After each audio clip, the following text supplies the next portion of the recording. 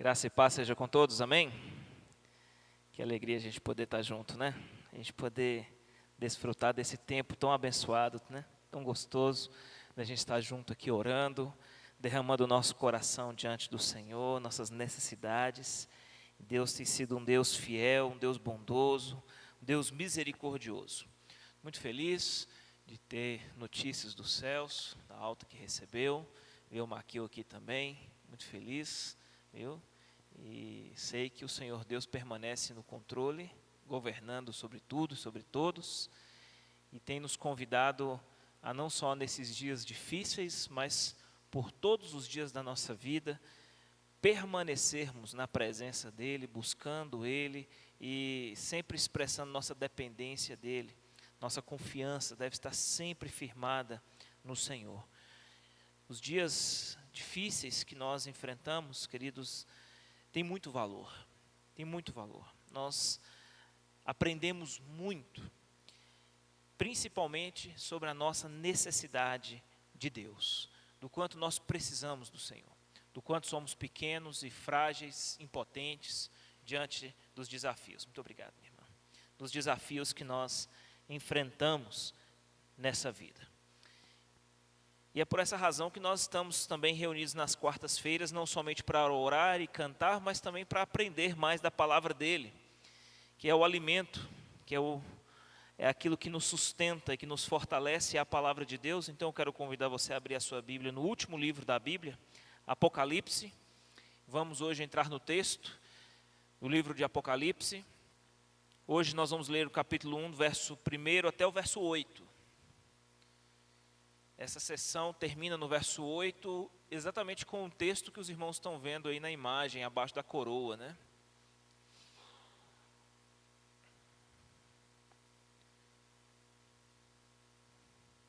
Apocalipse capítulo 1, a partir do verso 1, nós vamos ler até o verso 8. Apocalipse tem uma mensagem urgente para a igreja. Nós vamos, à medida que expormos esse livro, vamos aprendendo, vamos ouvindo e aprendendo um pouco mais sobre a urgência dessa mensagem.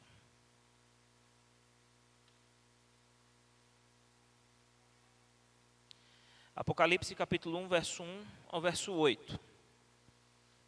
Amém? Diz assim: revelação de Jesus Cristo que Deus lhe deu para mostrar aos seus servos o que em breve há de acontecer.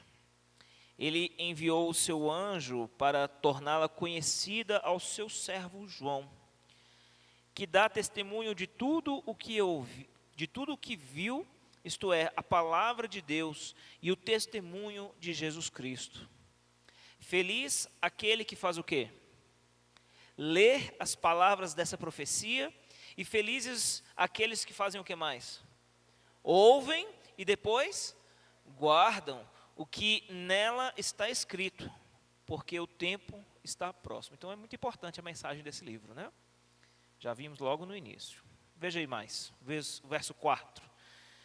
João, às 7 igrejas da província da Ásia, a vocês, graça e paz da parte daquele que é, que era e que há de vir, dos 7 espíritos, ou sétuplo espírito, que estão diante do seu trono, e de Jesus Cristo, que é a testemunha fiel, o primogênito dentre os mortos, e o soberano dos reis da terra. Ele nos ama e nos libertou dos nossos pecados por meio do seu sangue, e nos constituiu reino e sacerdote para servir a seu Deus e Pai. A Ele sejam glória e poder para todo sempre. Amém. Eis que Ele vem com as nuvens, e todo olho verá, até mesmo aqueles que o transpassaram, e todos os povos da terra se lamentarão por causa dele. Assim será. Amém. Eu sou o Alfa e o Ômega, diz o Senhor Deus, o que é, o que era e o que há de vir, o Todo-Poderoso. Amém?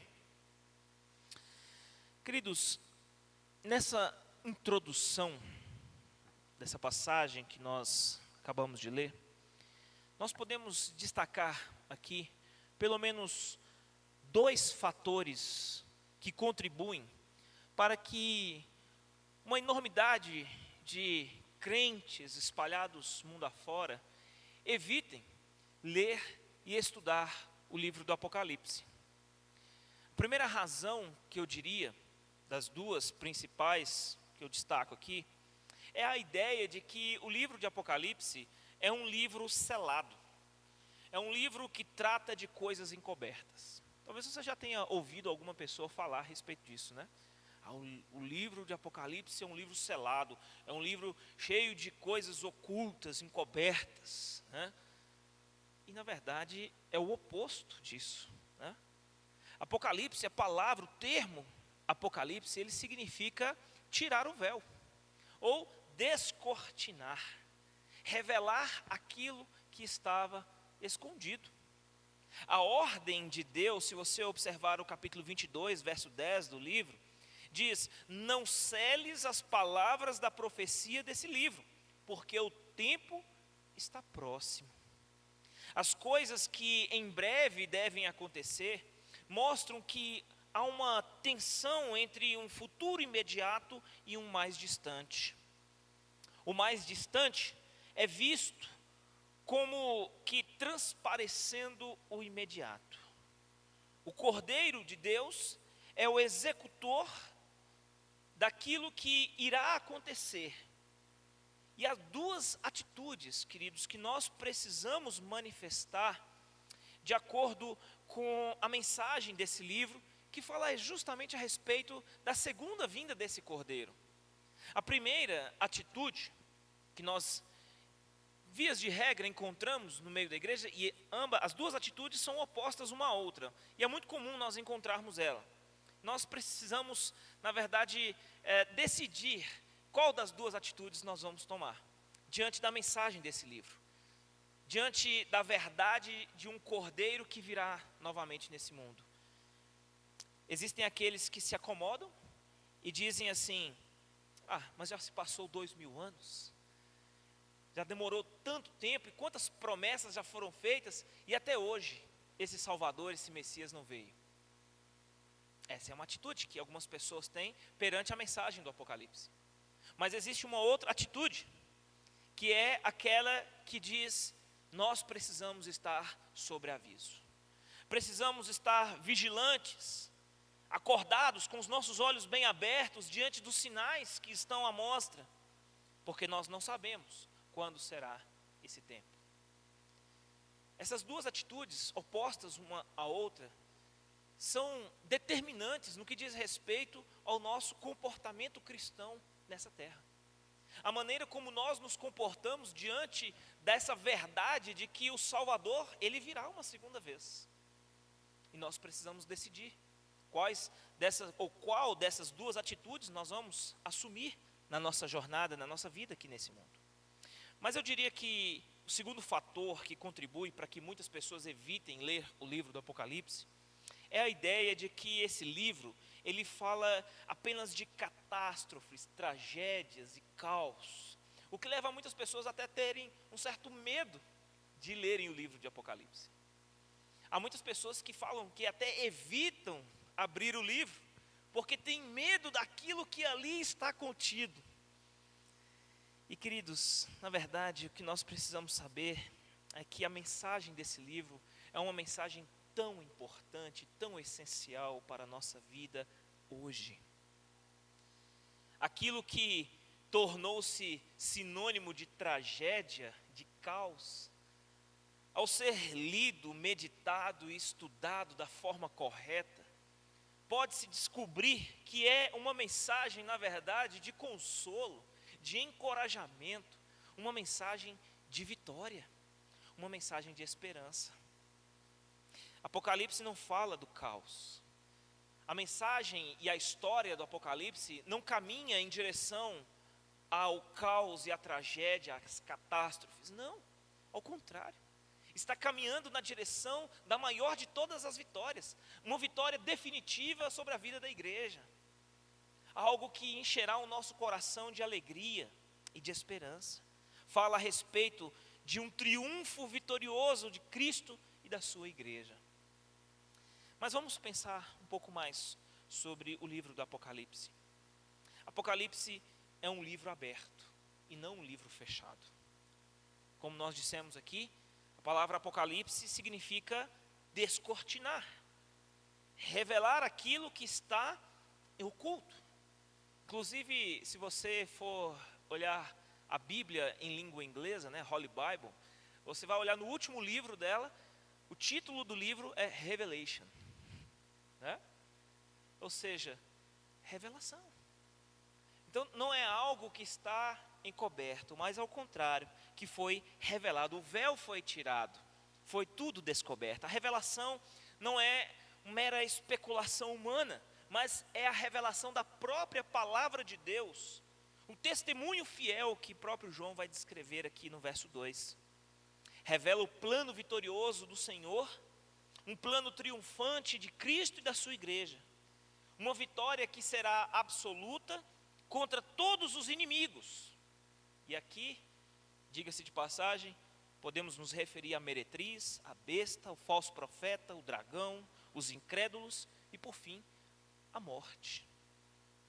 O Apocalipse, queridos, mostra para nós que o último capítulo da história não será escrito como uma tragédia, mas sim de uma retumbante vitória do Cordeiro de Deus, o Rei dos Reis, o Senhor dos Senhores. Apocalipse é um livro aberto em que Deus revela os seus planos e propósitos para a vida da sua igreja. É um privilégio para nós poder contar em todo o cânon bíblico um livro como o livro de Apocalipse, que traz uma mensagem tão clara e urgente e tão preciosa, que nos encoraja e que nos faz perseverar em meio às muitas lutas que nós passamos nessa vida. Afinal de contas, foi nesse contexto que João escreveu o livro de Apocalipse, para uma igreja que estava debaixo de muita perseguição e sofrendo muitos martírios no meio dela. Muitos pagando com a própria vida por serem fiéis ao Senhor Jesus Cristo. Uma igreja que estava sofrendo nesse mundo, recebeu uma mensagem preciosa de encorajamento, uma mensagem de esperança, de que nenhum sofrimento que nós possamos enfrentar nessa vida há de se comparar às promessas de vitória e de triunfo que nós alcançaremos em Cristo Jesus no último dia. É uma mensagem indescritível, uma mensagem preciosa, do qual nós não podemos desprezar e nos entregar ao receio e ao medo daquilo que isso pode simbolizar. Mas também, queridos, o Apocalipse não é apenas a revelação das últimas coisas, mas acima de tudo, eu diria sobretudo, é uma mensagem que fala do Cristo vencedor e glorioso. Sabe que há muitas pessoas que têm curiosidade de estudar o Apocalipse para obter informações a respeito dos fatos históricos que vão ainda acontecer. E se nós nos aproximarmos da mensagem desse livro apenas para satisfazer uma curiosidade frívola, certamente nós vamos perder a principal mensagem que esse livro quer trazer, que é falar a respeito da glória de Cristo e da sua igreja. O personagem principal e a mensagem do livro giram em torno de Cristo, do Rei dos Reis, do Senhor vitorioso que está voltando para levar a sua igreja com Ele para a glória eterna. Apocalipse não fala tanto de fatos, mas de uma pessoa especificamente, Jesus Cristo. Apocalipse é fundamentalmente a revelação de Jesus Cristo. Não está se ocupando meramente com eventos futuros. Nós não podemos simplesmente divorciar a profecia da pessoa de Jesus. Porque o Apocalipse não é a revelação de João. Apocalipse é a revelação de quem? De Jesus Cristo, que foi entregue a João. Exatamente. Então, se Cristo veio no primeiro advento para revelar o Pai, e é assim que ele diz na sua oração sacerdotal lá em João 17, né? Quem vê a mim vê o Pai, e ele veio para revelar o Pai. No livro de Apocalipse, é o Pai que revela o Filho. E como ele revela? É como um servo lavando os pés dos seus discípulos? É assim que Jesus é revelado em Apocalipse? Como uma ovelha muda que é conduzida ao matadouro? Como aquele homem que esconde o rosto? Como aquele que está pregado na cruz com um rosto cheio de sangue? Não, absolutamente não. Não é o tipo de personagem que nós vimos nos evangelhos, um homem que é pregado na cruz pelas mãos e pés, com seu cabelo, seu rosto, seu corpo todo ensanguentado. Não, seu rosto está desfigurado. Não, não é assim. Queridos, Apocalipse apresenta para nós, ou revela diante de nós, o noivo da igreja pelo Pai. E é exatamente a imagem de um Cristo glorioso. Seus cabelos não estão cheios de sangue, mas em Apocalipse seus cabelos são alvos como a neve. Seus olhos não estão inchados de tanto apanhar, não. Em Apocalipse seus olhos são como chama de fogo. Seus pés não estão pregados na cruz, mas são semelhantes ao bronze polido. A sua voz, ela não está rouca, porque a sua língua está colada no céu da boca, por atordoante sede. Não, mas a sua voz em Apocalipse é como a voz das muitas águas. Suas mãos não estão cheias de pregos, mas ela segura a igreja e a história em sua onipotente mão. O seu rosto, como eu disse, não está desfigurado, mas o seu rosto ele brilha como o sol. É assim que o Apocalipse revela para nós Cristo. Um Cristo cheio de glória, um Cristo vencedor, um Cristo triunfante. O objetivo do livro de Apocalipse não é nos oferecer uma tabela do fim do tempo, mostrar para nós um mapa profético de como as coisas vão se desencadear na história. Não é esse o objetivo de Apocalipse. O objetivo de Apocalipse é nos revelar o noivo glorioso da igreja, o supremo conquistador. A igreja precisa, queridos, especialmente nos nossos dias, e até que Cristo volte e essa profecia, essa promessa se cumpra sobre as nossas vidas, nós precisamos olhar para esse Jesus de uma forma diferente, olhar para Ele como o nosso Senhor supremo. Devemos voltar os nossos olhos para a supremacia do nosso Senhor. Durante a sua primeira vinda, a glória de Cristo estava encoberta, mas ele passou por esse mundo se esvaziando da sua glória, mas quando ele vier novamente, na sua segunda vinda, a sua glória será auto-evidente. Vamos observar alguns pontos importantes que o autor desse livro de Apocalipse nos apresentam, especialmente nos versos 1 e 2 e o verso 4. O primeiro ponto que ele apresenta para nós nesses versos é que Deus, ele possui planos distintos para usar os seus servos como instrumento em suas mãos. Veja que o Espírito Santo, ele usou o apóstolo João para escrever o quarto evangelho. Ele escreveu as epístolas, as três cartas de João, e por fim, o livro de Apocalipse. O objetivo do evangelho é alertar as pessoas a crerem em Cristo. Foi com esse objetivo que ele descreve os muitos milagres e prodígios, dos quais ele fala, inclusive, que muitos outros foram realizados, mas estes foram aqui registrados para que eles creiam que ele é o Messias, o Salvador. As cartas, por sua vez, elas foram escritas para encorajar os crentes a terem plena convicção de que eles eram salvos, de que eles eram crentes no Senhor Jesus. 1 João capítulo 5, verso 13, ele vai dizer isso. Mas o objetivo do Apocalipse, queridos, é alertar os crentes para estarem preparados para o rei que está voltando. Estarem preparados para a segunda vinda do Senhor. Capítulo 22 de Apocalipse, verso 20. Outro ponto importante que João mostra para nós aqui nesse início do livro, é que Deus, ele transforma todas as tragédias em triunfo. Veja que na história, Domiciano era o imperador romano na época que João escreveu o livro de Apocalipse.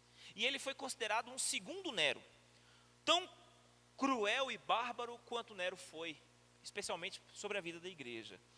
E Domiciano chegou, inclusive, a reivindicar para si o título de Senhor e Deus.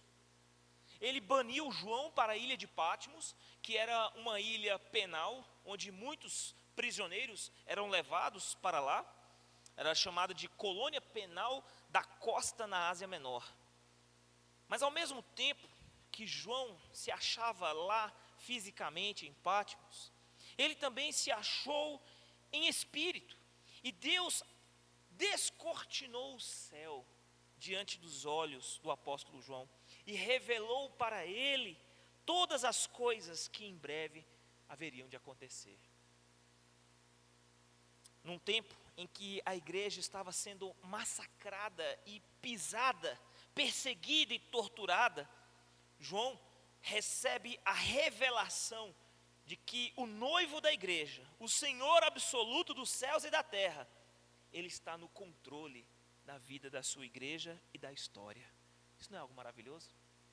Em tempos de caos, tempos de tragédia, tempos de desespero, você olhar ao seu redor e não conseguir encontrar motivos de esperança e de paz, você ter diante dos seus olhos, descortinado, os planos eternos do Senhor, onde Ele se revela a você como Senhor absoluto, e que detém em suas mãos todo o domínio e o poder e o controle sobre a vida da sua igreja e da história. Certamente o coração de João naqueles dias e de toda a igreja que vivia aquele período de caos, teve os seus corações inundados pela paz do Senhor. E é esse mesmo sentimento que nós precisamos buscar, queridos, ao nos debruçarmos sobre a mensagem do Apocalipse. Porque nós, como a igreja do primeiro século, estamos caminhando todos nós na mesma direção. Na direção de vermos com os nossos olhos as promessas do Senhor se cumprirem sobre a nossa vida. Isso deve ser motivo para encher o nosso coração de esperança e de certezas. Terceiro ponto importante nesse início da passagem aqui é que Deus esclarece uns e confunde a outros. O livro de Apocalipse é um livro que possui em si mesmo uma característica de ser altamente simbológico. O seu gênero literário apocalíptico, ele é, por definição, um livro simbológico, que possui muitas figuras e símbolos, mas que, embora seja escrita com símbolos e figuras, traz uma mensagem real para a vida da igreja. Agora, por que isso? Por que descrever um livro com uma mensagem simbológica? Seria exatamente como Jesus utilizou as parábolas nos evangelhos, no Novo Testamento. O próprio Cristo revela que, por meio das parábolas, algumas pessoas compreenderiam a sua mensagem, mas a outros confundiria a cabeça deles, né? Para a igreja, certamente a mensagem do Apocalipse era uma mensagem clara, mas para os ímpios, que estavam escravizados no pecado e nas trevas, seria uma mensagem indecifrável. Os símbolos, certamente com o tempo, eles não se enfraquecem. E em vez de falar do diabo como um ser maligno, João o descreve como dragão. Em vez de falar de um ditador, ele fala a respeito de uma besta. Em vez de falar de um sistema sedutor, ele fala a respeito da meretriz, da Babilônia. Agora, vamos pensar também um pouco sobre os leitores do livro de Apocalipse, os destinatários primários. João começa aqui esse livro falando a respeito das 7 igrejas da Ásia Menor. O número 7, ele é um número bastante importante dentro do contexto no livro de Apocalipse. Só para os irmãos terem uma ideia, o numeral 7, ele aparece 54 vezes em todo o livro de Apocalipse. O livro fala sobre 7 candeeiros, 7 estrelas, 7 selos, 7 trombetas, 7 taças, 7 espíritos, 7 cabeças, 7 chifres, 7 montanhas e por aí vai. E o que significa o número 7? O 7 traz a ideia de completude, de algo fechado, algo perfeito, algo total. Então, certamente que na Ásia Menor havia muito mais do que 7 igrejas. Havia sim. Mas quando Jesus envia a carta a 7 igrejas, significa o quê? Que ele está enviando uma mensagem para toda a igreja, em todos os lugares, em todos os tempos. Por isso ele escolhe 7 igrejas. Ao escrever para 7 igrejas da Ásia Menor, ele está transmitindo uma mensagem que vai muito além daquelas 7 igrejas locais, mas que é uma mensagem a ser transmitida para todas as igrejas de todos os tempos, em todas as eras. Isso significa que a mensagem às 7 igrejas também é uma mensagem para nós hoje. Também é. Não há nenhuma indicação, de acordo com o que muitos teólogos interpretam, mas não há nenhum tipo de indicação de que essas 7 igrejas venham a representar 7 períodos sucessivos da história da igreja. É o que alguns teólogos querem interpretar dessa forma, como se as 7 igrejas do Apocalipse, da Ásia Menor, representassem períodos sucessivos da história da igreja. Mas não há nenhum tipo de indicação nesse sentido. Certamente João escolheu essas 7 igrejas para que elas servissem como representantes de toda a igreja. Afinal de contas, Apocalipse era e é para toda a igreja de todos os tempos. O segundo ponto importante a respeito dos destinatários aqui do livro, dos leitores desse livro, esse livro ele é destinado a todos os cristãos de todos os tempos. Nós não podemos limitar a leitura desse livro a uma visão preterista, como dissemos no último estudo, que trata como uma visão meramente histórica e que tudo aquilo que há contido nesse livro já se cumpriu na história da igreja. Mas nem tampouco também podemos reduzir o livro de Apocalipse a uma visão futurista, como se nada daquilo que está escrito ali se cumpriu e que tudo ainda vai se cumprir no futuro. Na verdade, essa mensagem é uma mensagem histórica. É uma mensagem que encoraja os cristãos de todos os tempos. Do início, do primeiro século, e de todos os cristãos que vão seguindo até a segunda vinda de Cristo Jesus. É uma mensagem que vai de encontro ao coração, ou vai ao encontro do coração de toda a igreja em todas as eras. Veja o que o versículo 3, ele nos diz. Feliz aquele que lê as palavras dessa profecia, felizes aqueles que ouvem e guardam o que nela está escrito, porque o tempo está próximo. Veja só isso, interessante. Esse livro era um livro que deveria ser lido em voz alta no púlpito da igreja.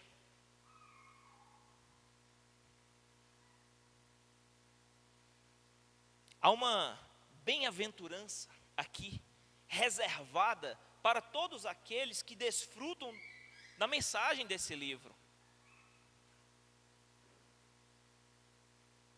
Para todos aqueles que leem, ouvem e praticam a mensagem desse livro. Para todas as igrejas, o Senhor é aquele que anda no meio dos candeeiros, tem uma palavra de exortação e de encorajamento, e Ele nos desafia a sermos vencedores. A mensagem central aqui, queridos, de Jesus, no livro de Apocalipse, para a igreja de todos os tempos, é que nós devemos nos aproximar dessa profecia, não apenas com uma curiosidade a respeito dela, mas nós devemos nos render a essa mensagem, devemos absorvê-la em nossos corações e guardá-la e praticá-la. É assim que o texto está nos ensinando. Bem-aventurados aqueles que leem, aqueles que ouvem e que praticam e que guardam essa mensagem. Então veja que a mensagem de Apocalipse, como qualquer outro livro da Bíblia, traz uma mensagem a ser lida, ouvida e praticada. E qual deve ser a nossa postura diante da mensagem desse livro, diante da revelação da supremacia de Cristo no livro de Apocalipse? Veja que quando Daniel, o profeta Daniel e o próprio apóstolo João receberam a palavra da profecia, do plano de Deus em relação ao futuro, a primeira atitude deles, de ambos, foram cair aos pés do Senhor. Veja só, Daniel capítulo 10, nós já voltamos para Apocalipse, dá uma segurada aí em Apocalipse, mas abra Daniel capítulo 10, versos 7 a 10.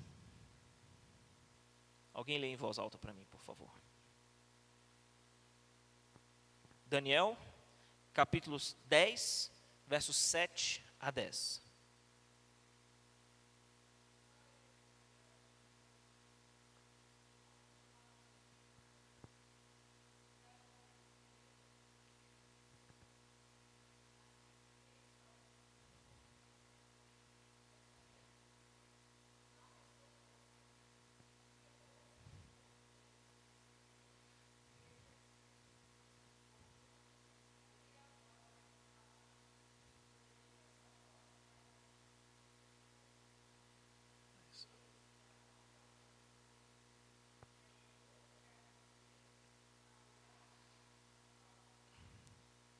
É interessante, né? Porque nós observamos a reação das pessoas diante da palavra de Deus, é uma reação que faz com que elas automaticamente se joguem no chão, percam suas forças, dobrem seus joelhos.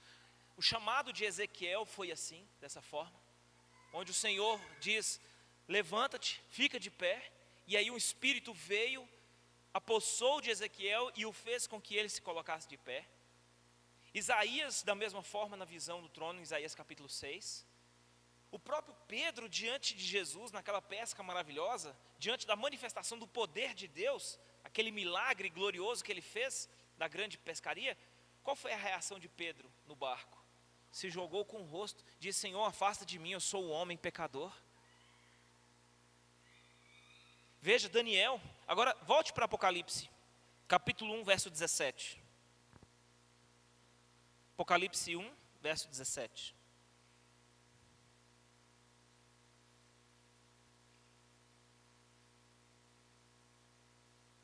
Por favor, minha irmã, pode ler em voz alta.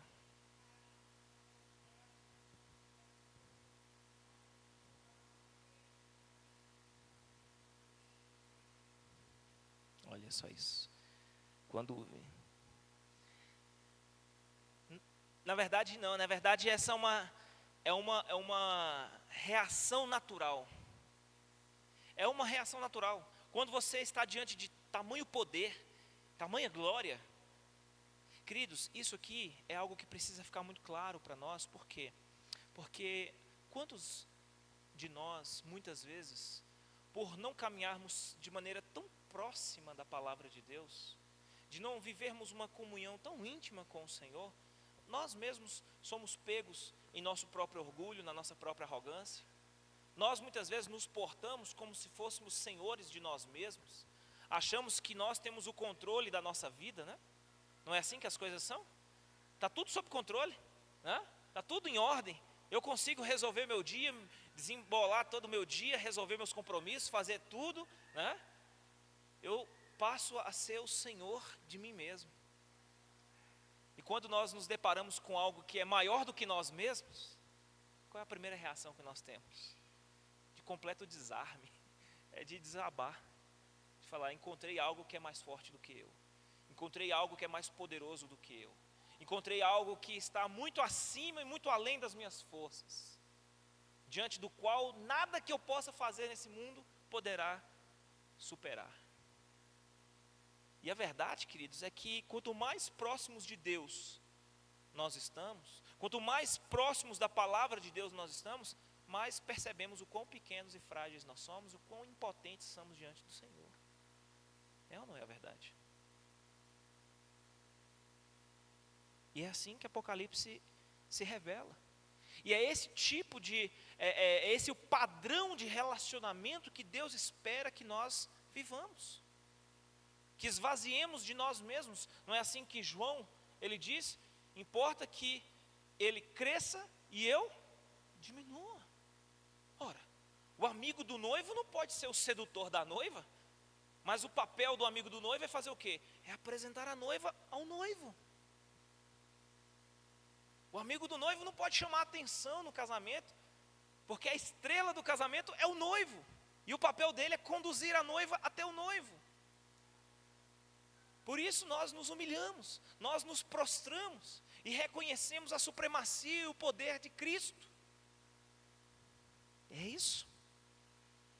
Quando nós olhamos para Daniel e olhamos para João e tantos outros personagens da história, eles ficam simplesmente esmagados pela grandeza da manifestação do Senhor.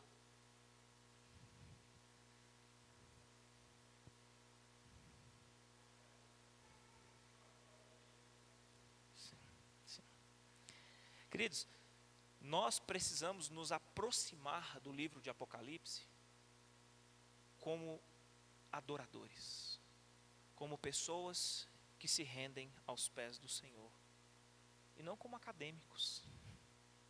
Não podemos nos aproximar de Apocalipse como acadêmicos, como pessoas que estão aqui para fazer um estudo técnico, para descobrir qual é o mapa profético e os assuntos que Apocalipse nos aponta. Não. Devemos nos humilhar diante da mensagem de Apocalipse. Ser apenas adoradores, que exaltam, que glorificam, que bendizem o nome do Senhor. Mas vamos pensar também um pouco mais dentro da mensagem, nessa primeira sessão, queridos, a respeito dessa saudação de encorajamento e não de medo. Percebe? Que a mensagem de Apocalipse, ela inicia-se com uma saudação, com um cumprimento que era comum entre a igreja, algo que servia para encorajar e trazer paz e não medo, e não temor. Talvez muitos poderiam dizer, olha, chegou uma carta nova na igreja, escrita pelo apóstolo João. Só pelo título do livro, vocês já vão ficar com medo. Chama Apocalipse. Será agora? Chegou uma carta nova. Pastor, você vai ter coragem de ler essa carta aqui na igreja? Sim. E aí o livro começa, né? Veja aí o verso 4. As 7 igrejas da província da Ásia. A vocês, o quê? Graça e paz da parte daquele que é, que era e que há de vir.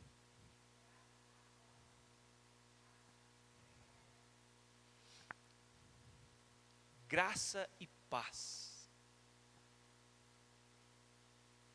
Uma mensagem de doçura, não é uma palavra de medo, de trazer terror, mas é uma mensagem doce, uma mensagem de encorajamento a uma igreja que está passando pelo vale do martírio. Uma igreja que está sofrendo a perseguição do mundo. De verem muitos dos seus irmãos terem seus sangues derramados nas arenas públicas do Império Romano. E naquele período, a mensagem chega até eles, dizendo graça e paz. Tudo que nós precisamos, queridos, em dias de caos, de sofrimento, de dor nesse mundo.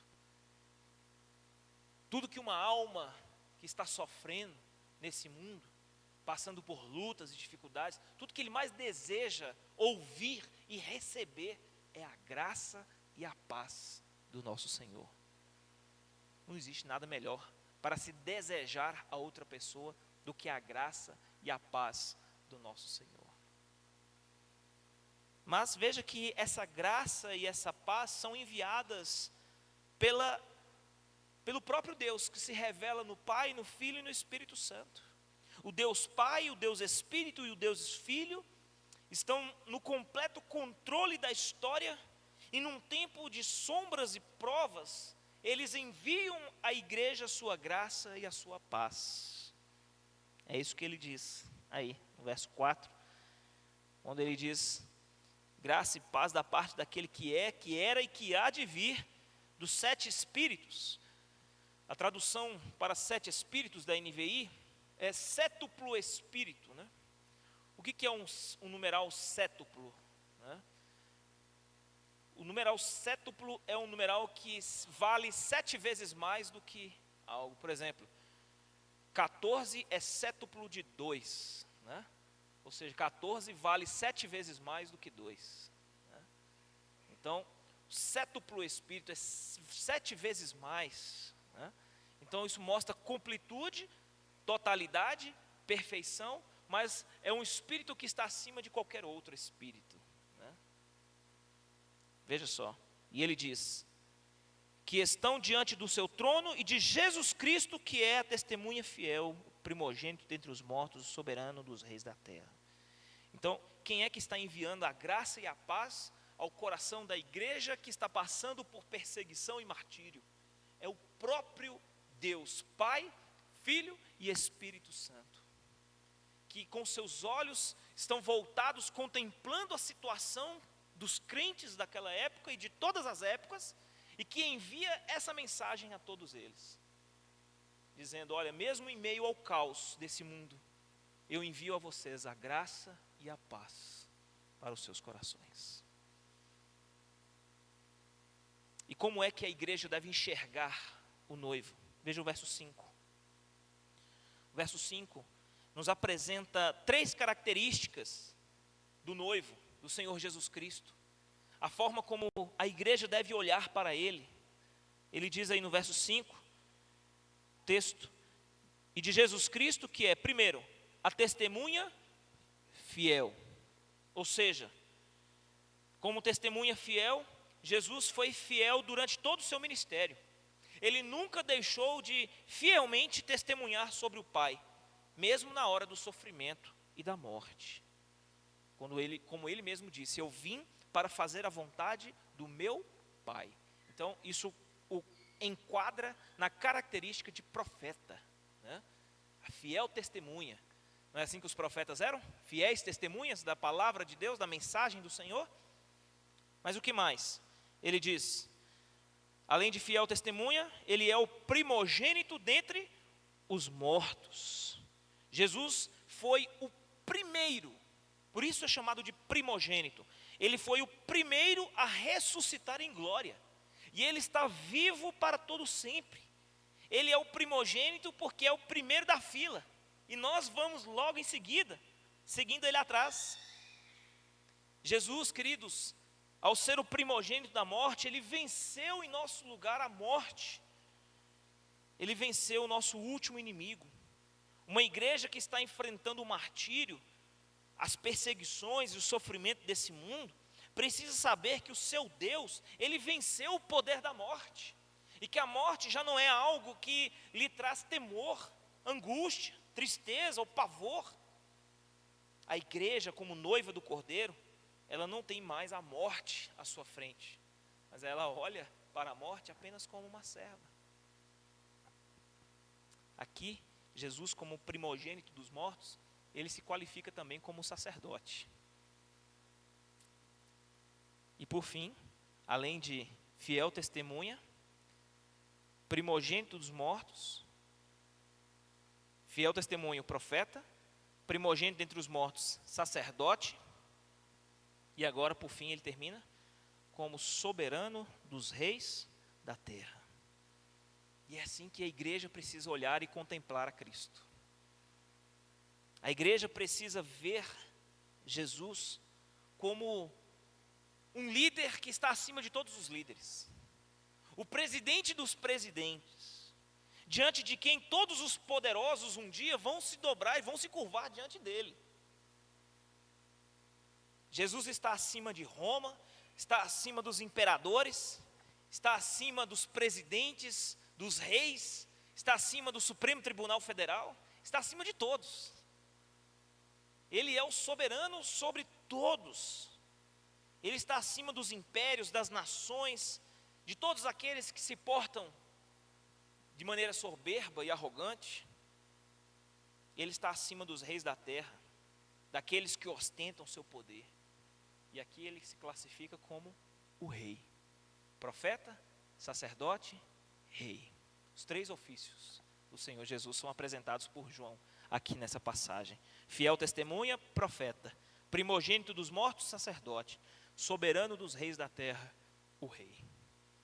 E como é que a igreja precisa se posicionar diante do noivo?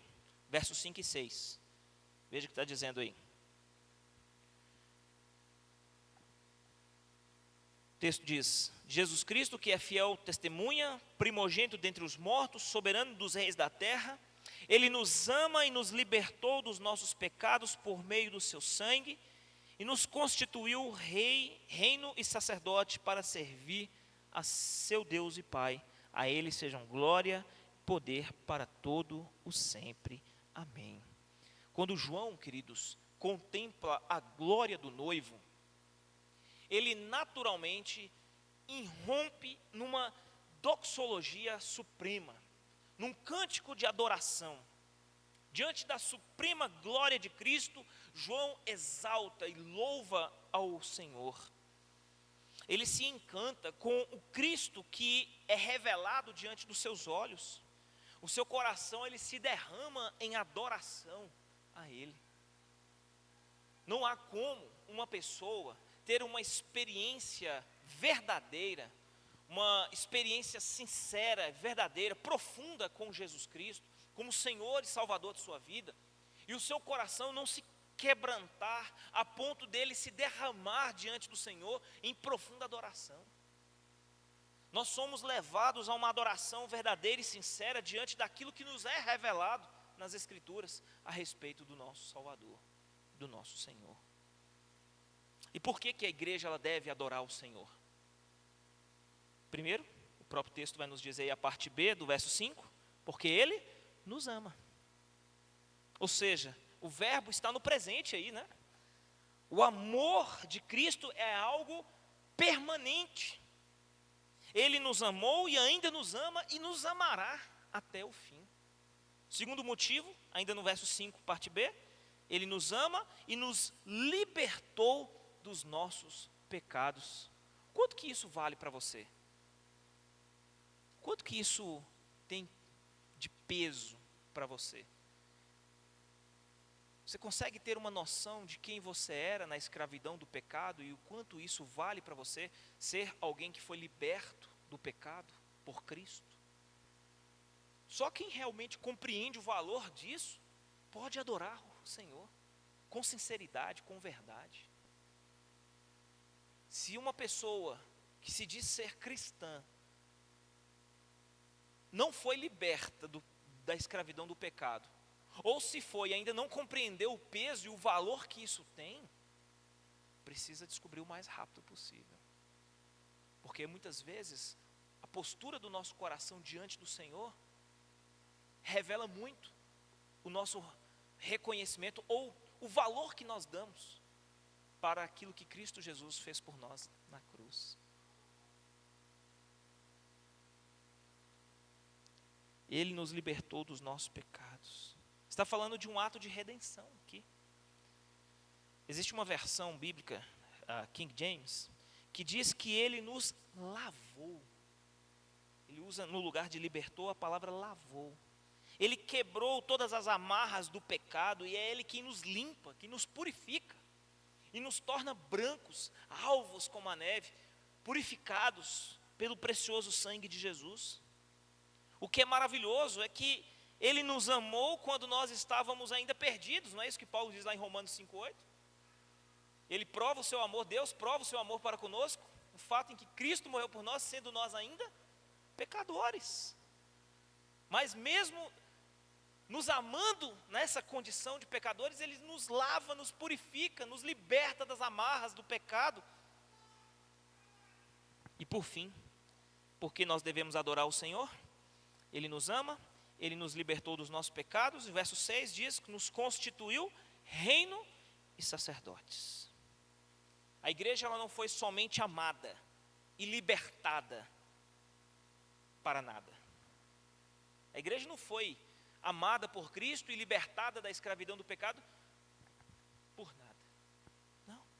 O alvo do amor de Deus e de nos libertar da escravidão do pecado é nos constituir reis e sacerdotes para Deus. Ele nos ama, ele nos levanta da lama e depois nos coloca uma coroa sobre a nossa cabeça. Já estamos assentados com Cristo nas regiões celestiais, é o que Paulo diz em Efésios. Mas haverá um dia em que nós seremos corregentes com Ele, reinaremos com Ele. Somos um reino não apenas porque Cristo reina sobre nós, mas porque estamos unidos a Ele nesse reino, participamos com Ele no seu reinado. A mitra, que é aquele chapéu, né, usado pelo sumo sacerdote, possuía uma placa de ouro com uma inscrição nela. Alguém lembra o que estava escrito? Santidade ao Senhor. Santidade ao Senhor. Isso significa que através do seu sacrifício na cruz, através daquilo que Ele fez por nós, por amor, nós temos livre acesso à sua presença. E somos agora, como Pedro descreve na primeira carta, capítulo 2, verso 9, vós sois geração eleita, sacerdócio real, nação santa, povo de propriedade exclusiva de Deus. Isso significa que somos agora uma raça de sacerdotes reais. E por fim, queridos, versos 7 e 8 vai nos trazer aqui a mensagem, o tema central do livro de Apocalipse. E o verso 7 vai nos dizer que há uma descrição das características da sua vinda, né? Veja só o verso 7, o que está escrito aí? Eis que ele vem com as nuvens. E o que vai acontecer? Todo olho verá, até mesmo aqueles que o transpassaram, e todos os povos da terra se lamentarão por causa dele. Assim será. Amém. O grande tema do livro de Apocalipse é a gloriosa vitória de Cristo na sua segunda vinda. E essa verdade, ela é apresentada nas 7 sessões paralelas de todo o livro. Essa verdade a respeito da vinda gloriosa e vitoriosa de Cristo no seu segundo advento, isso é algo que está presente nas 7 sessões paralelas do livro. Cristo, ele vem novamente a esse mundo para estabelecer o juízo e triunfar sobre os seus inimigos. Na primeira vinda de Cristo, a sua glória não era auto-evidente, mas na sua segunda vinda será assim. A igreja triunfará com ele, enquanto os seus adversários, o que eles vão fazer? Vão lamentar, vão chorar amargamente. Paulo ele escreve em Filipenses, né, que todo joelho vai se dobrar e toda língua vai confessar que Ele é Senhor. E eu só consigo pensar que naquele momento em que todo joelho vai se dobrar e toda língua vai confessar, alguns farão isso com gozo, com alegria, mas outros terão de fazer isso amargamente em seus corações, desesperados e angustiados, arrependidos por não terem aproveitado o tempo. É isso que o texto mostra para nós. E como Jesus virá? Aqueles que o amam e que o amaram por toda a vida se alegrarão na sua segunda vinda. Mas aqueles que o rejeitaram e que viveram uma vida distante da sua palavra, quando se depararem com a volta de Cristo, se lamentarão profundamente. Como será a sua vinda?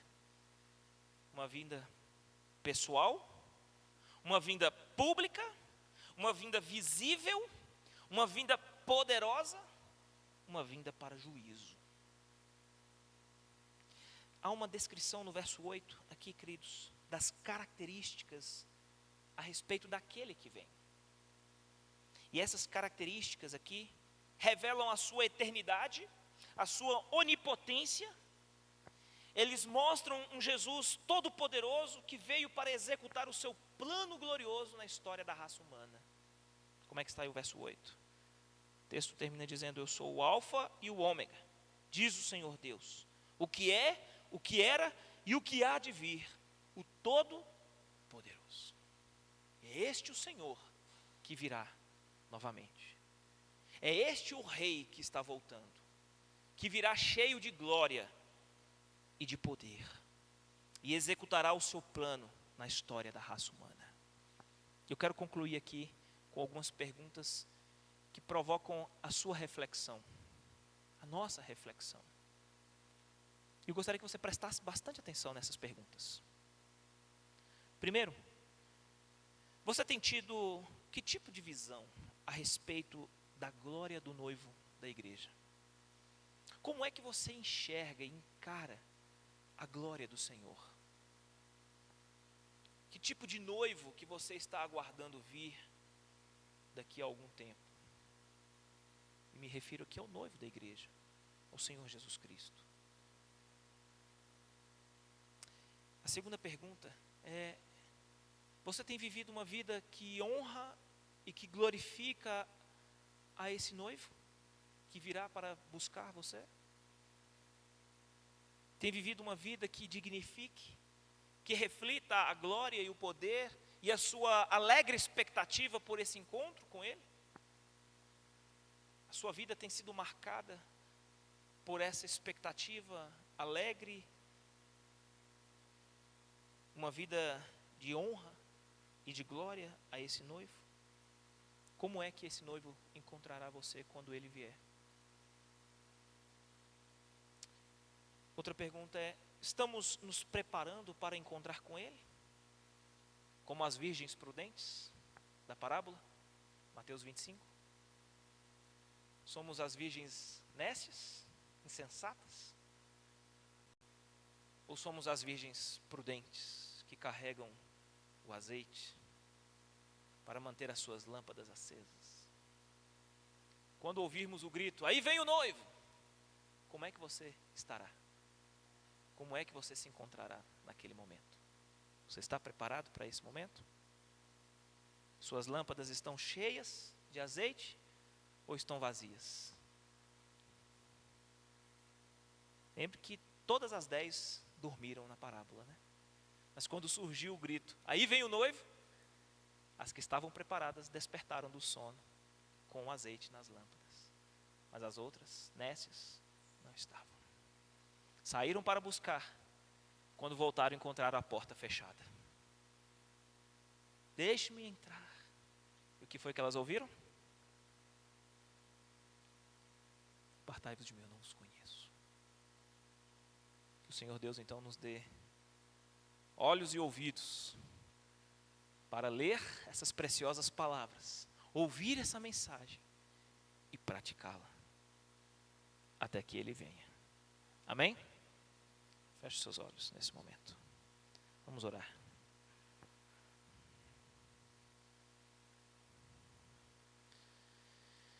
Monleles, por favor, faça essa oração por nós. Peça a Deus que nos abençoe e que nos ajude nesse tempo.